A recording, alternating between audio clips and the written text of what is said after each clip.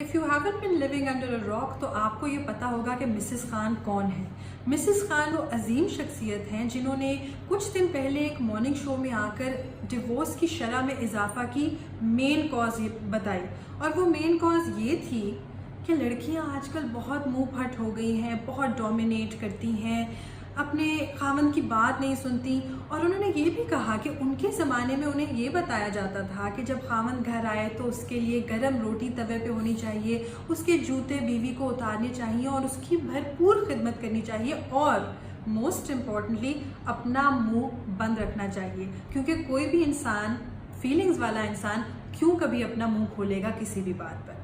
तो इस पर थोड़ी सी गुफ्तगू करते हैं। 3 बातें करूंगी। सबसे पहली बात ये, शादी का जो कॉन्सेप्ट सदियों से हमारे माशरे में जिस तरह से इसको कंस्ट्रक्ट किया गया है और किस तरह की एक्सपेक्टेशंस जेंडर रोल्स की वजह से उसमें आई हैं, और क्या ये एक्सपेक्टेशंस आज के ज़माने में चलनी चाहिए, क्या ये फेयर हैं।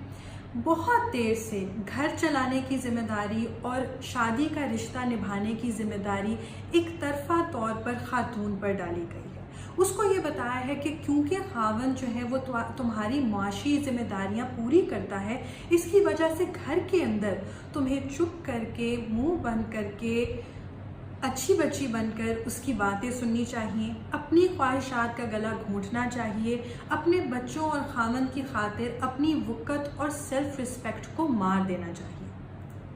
क्या ये एक्सपेक्टेशंस आजकल के ज़माने में फेयर है?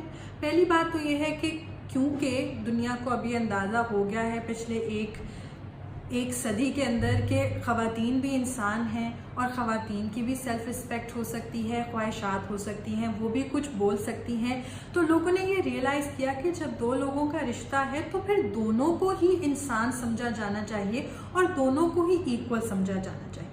दूसरी बात यह कि पाकिस्तानी माशरे में पिछले 20 साल में एक बहुत बड़ा डेमोग्राफिक चेंज आया है, और वो ये है कि काम करने वाली ख़वातीन की शरह में ऑलमोस्ट 3 गुना इजाफा हुआ है। ये एक बहुत बड़ा माशी चेंज है जो पाकिस्तानी सोसाइटी जिसके थ्रू गई है। इसका मतलब ये है कि हर दूसरे तीसरे घर के अंदर दोनों मियाँ बीवी जो हैं वो काम करते हैं, घर से बाहर जाते हैं, पूरा दिन काम करके थक के घर आते हैं। इस नई रियलिटी के बाद क्या ये एक्सपेक्टेशन ठीक है कि घर का सारा काम, सारी जिम्मेदारी अभी भी खातून के ऊपर होनी चाहिए? क्या हम मिल बांट कर इस जिम्मेदारी को शेयर नहीं कर सकते? पूरी दुनिया के अंदर ये देखा गया है कि मॉडर्न मैरिजेस के अंदर ये रिस्पॉन्सिबिलिटी बांटी जा रही है। और फाइनली मिसेस खान ने ये कहा कि ख़वातीन तो आउट ऑफ कंट्रोल हो गई हैं, बहुत ही ज़्यादा मुंह फट हो गई हैं। तो ज़रा पाकिस्तान के अंदर डोमेस्टिक वायलेंस के स्टेटिस्टिक्स निकाल के देखते हैं। आज भी 99% से ज़्यादा जिनसी तशद्दुद का शिकार ख़वातीन हैं। और किस किस्म की चीज़ों के ऊपर ये जिनसी तशद्दुद होता है, थोड़े से एग्जांपल्स देते हैं आपको। कुछ देर पहले लाहौर के अंदर एक केस आया जिसमें गोल रोटी ना बनाने पर खामद ने अपनी बीवी की ज़बान काट दी। एक और केस आया जिसमें ससुराल से बदतमीज़ी करने पर ससुराल और खामद ने मिलकर बीवी को जला दिया। और हाल ही में हमारा एक हाई प्रोफाइल केस आया जिसके अंदर एक एक्टर ने अपनी प्रेग्नेंट बीवी को सड़क के ऊपर मारा।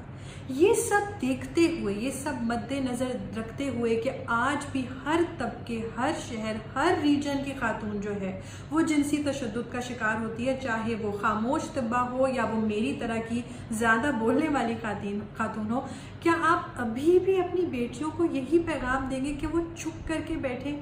क्या वक्त नहीं आ गया कि हम पैगाम अब बेटों को दें कि वो अपनी टॉलरेंस बढ़ाएं, वो अपनी एक्सपेक्टेशंस बदलें? शादी एक सेक्रेड रिश्ता है, ये हमारे मज़हब में भी एक सेक्रेड रिश्ता है, और हम दोनों को मिलकर इस रिश्ते को चलाना है। दोनों को ये समझना है कि हम दोनों इक्वल इंसान हैं और हम सबकी एक सेल्फ रिस्पेक्ट है। और फाइनली, अगर आप मिसेस खान के बारे में और जानना चाहते हैं तो ट्विटर पे जाएं और उनके और कई ज़्यादा स्कैम्स के बारे में आपको और इन्फॉर्मेशन मिलेगी।